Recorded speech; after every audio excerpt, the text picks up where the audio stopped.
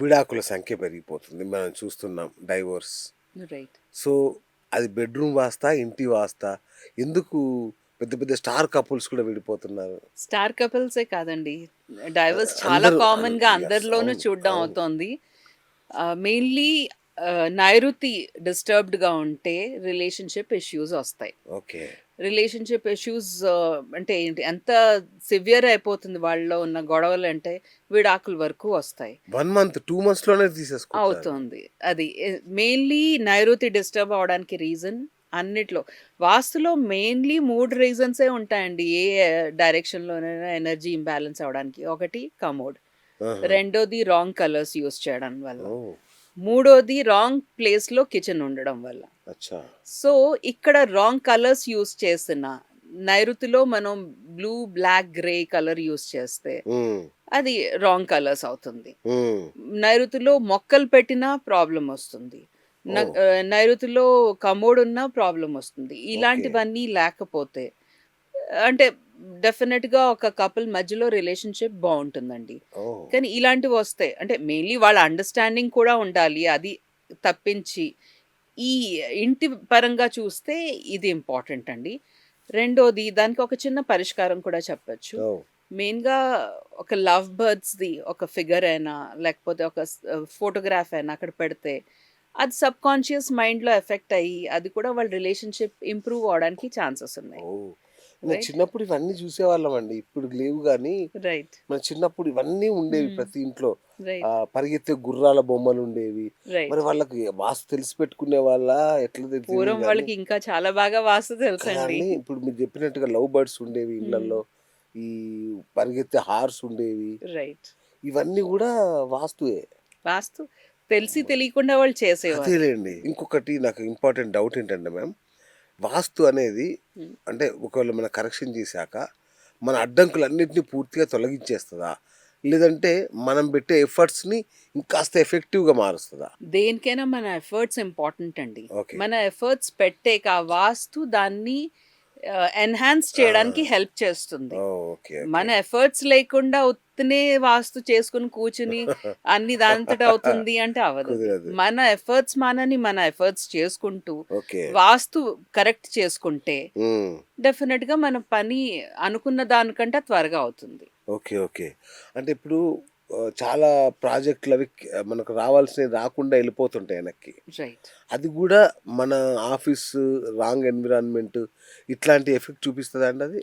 డెఫినెట్‌గా. North disturbed ఎవరికైనా ఉంటే, హ్మ్. నార్త్ ఆపర్చునిటీస్ అని చెప్పాను కదా! ఓకే. నార్త్ గాని డిస్టర్బ్డ్‌గా ఉంటే, రావాల్సిన ప్రాజెక్ట్స్ మనకి రాకుండా అయిపోతుంది. ఓహ్! ఇంకా గొడవలవ్వడం, డిస్టర్బ్డ్ మెంటల్ టెన్షన్ అంటే చాలా డైరెక్షన్స్ దాంట్లో ఇన్వాల్వ్ అయ్యి ఉంటుందండి.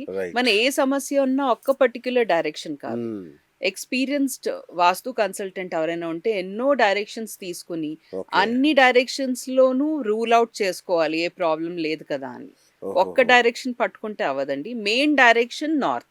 కానీ వీటికి దాని రిలేటెడ్ కొన్ని ఇంకా డైరెక్షన్స్ ఉంటాయి. వీటికి ఎక్స్‌పైరీ డేట్ ఉంటదా మ్యామ్? ఎనర్జీస్‌కి? ఎనర్జీస్‌కి ఏ ఎక్స్‌పైరీ డేట్ లేదండి. అంటే ఫలానా హ్మ్. దగ్గర ఎనర్జీ డ్రైన్ అయిపోయింది కాబట్టి నీకీ ప్రాబ్లమ్. ఇప్పుడు దాన్ని ఫిల్ జేసుకో. ఎనర్జీ ఎందుకు డ్రైన్ అయింది? అక్కడ ఏదైనా నెగెటివ్ ఫ్యాక్టర్ ఉంటేనే ఎనర్జీ డ్రైన్ అవుతుంది. లేకపోతే రైట్. ఆ అవ్వదది. Negative factor తొలగించేసాము. ఇక ఆ ఆటోమేటిక్‌గా సెటిల్ ఎనర్జీ అవుతుంది. ఫర్ ఎవరా? ఫరెవర్. ఓకే. ఇప్పుడు సపోజ్ నార్త్‌లో ఎగ్జాంపుల్ అది ఈజీగా అవుతుంది కదా! నార్త్‌లో కమోడ్ ఉంది. ఆ కమోడ్‌ది మనం రెమెడీ ఇచ్చాం. దాంతో 80% కరెక్ట్ అయిపోతుంది. ఓకే. ఆ 80% కంటిన్యూ అవుతుంది. ఎందుకంటే ఎప్పుడు రైట్. ఎన్నాళ్ళు రైట్. అక్కడ కమోడ్ ఉంటే ఆ 80% రెమెడీ కంటిన్యూ అవుతుందది. నాకెందుకు ఈ డౌట్ వచ్చిందంటే మ్యామ్, ఒకే ఒకే ఒకే ఇంట్లో ఉండే వ్యక్తి కొన్నాళ్ళు సక్సెస్‌లో ఉంటాడు. హ్మ్. సడెన్‌గా కొలాప్స్ అయిపోతాడు. అదే ఇంట్లో ఉండి కూడా. రైట్. మరి అలాంటప్పుడు ఏమైందన్నట్టు అతనికి? సక్సెస్ దొరికిన అంటే సపోజ్ వాళ్ళ ఇంట్లో ఏదైనా వాస్తు దోషమే ఆ! ఉందనుకోండి. నేను ఈ బిజినెస్ పర్సన్‌ది ఎగ్జాంపుల్ ఇచ్చాను కదా! యెస్. యెస్. అతను గ్రహబలం చాలా స్ట్రాంగ్‌గా ఉంది. హ్మ్. అతను సౌత్ ఈస్ట్ కరెక్ట్‌గా లేకపోయినా అతను చేయగలుస్తున్నాడు.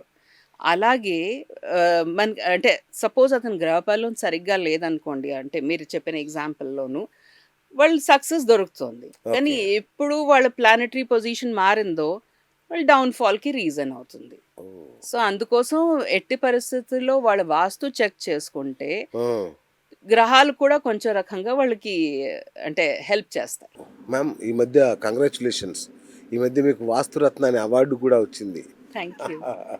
గ్రేట్. సో అట్లాగే అన్ని దేశాల్లో మీరు వాస్తు చూస్తూ ఉంటారు కదా, ఏ దేశాల్లో బెటర్ వాస్తు ఉంటుంది మ్యామ్? అలా అని పర్టికులర్ అంటే కంట్రీ అని చెప్పలేమండి. నేను చాలా కంట్రీస్ అరౌండ్ 6 ఇండియా కాకుండా 6 కంట్రీస్‌కి నేను వాస్తు చూస్తున్నాను ఇప్పుడు వావ్. ప్రస్తుతం. ఆ, ఆహ్, అన్ని దేశాల్లోనూ అంటే వాళ్ళకున్న స్ట్రక్చరల్ ఇష్యూస్ వల్ల వాళ్ళకున్న ప్రాబ్లమ్స్ వాళ్ళకుంటాయి. మ్మ్. కానీ ఒక రకంగా చూస్తే ఇండియాదే బెటర్ అనిపిస్తుంది నాకు. అవునా? ఇండియాదే బెటర్ అనిపిస్తుంది. ఆహ్, ఇది యూఏఈలోను వాళ్ళు వాస్తు అనరు. కానీ చాలా మటుకు వాళ్ళ ఇళ్ళు నార్త్ 0 డిగ్రీతో అలైన్ చేసి కడతారు. అవునా? అదొక వాళ్ళలో ప్లస్ పాయింట్ చూసాను. Okay okay okay. అది. మిగతా అంత చూసారా? దుబాయ్ స్ట్రక్చర్స్ అన్ని చూసారా మీరు? దుబాయ్ స్ట్రక్చర్స్ లో వాళ్ళు సౌత్ ఈస్ట్ చాలా స్ట్రాంగ్ గా ఉంచుతారండి. అందుకోసం అవునా? ఫైనాన్సెస్ వాళ్ళది అదే బాగుంటుంది అంటున్నా. అది. ఇంకా వాళ్ళు నార్త్ అస్తమాను 0 డిగ్రీ చాలా 99% కేసెస్ బిల్డింగ్స్ లోనైనా హౌసెస్ లోనైనా నార్త్ 0 డిగ్రీ నార్తే ఉంటుంది. ఇండియాలో మనకి చాలా అరుదుగా కనబడుతుంది. ఓకే నాకు ఏ కేసు అయినా 0 డిగ్రీ నార్త్ వస్తే వావ్ అనిపిస్తుంది. ఓకే. రైట్. సో మీరు తరచూ వెళ్తుంటారు కదా, మీరు ఇండ్లకి వాటికి వెళ్తుంటారు కదా, సో ఛాలెంజెస్ ఏముంటాయి మీకు అట్లా వెళ్ళినప్పుడు?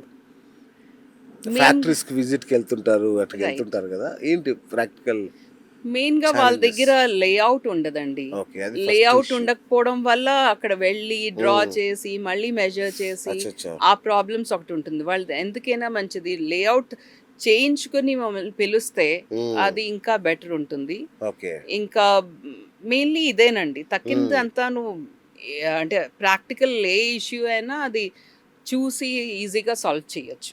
ఈ మధ్య వీకెండ్ హోమ్స్, ఫామ్ హౌస్ అనే కల్చర్ బాగా పెరిగిపోయింది. రైట్. సో వీటికి ఏమైనా స్పెషల్ ఆర్కిటెక్చర్ ఉంటుందా మ్యామ్? వాస్తు ఏమైనా ఉంటుందా, రెగ్యులర్ వాస్తుయేనా? రెగ్యులర్ వాస్తువే కానీ east north east and direction అంటే ఫన్ అండ్ ఎంటర్టైన్మెంట్ జోన్ అంటాం అది. ఆ డైరెక్షన్ ని ఎక్కువ వాళ్ళు ప్రాముఖ్యత ఇస్తారండి.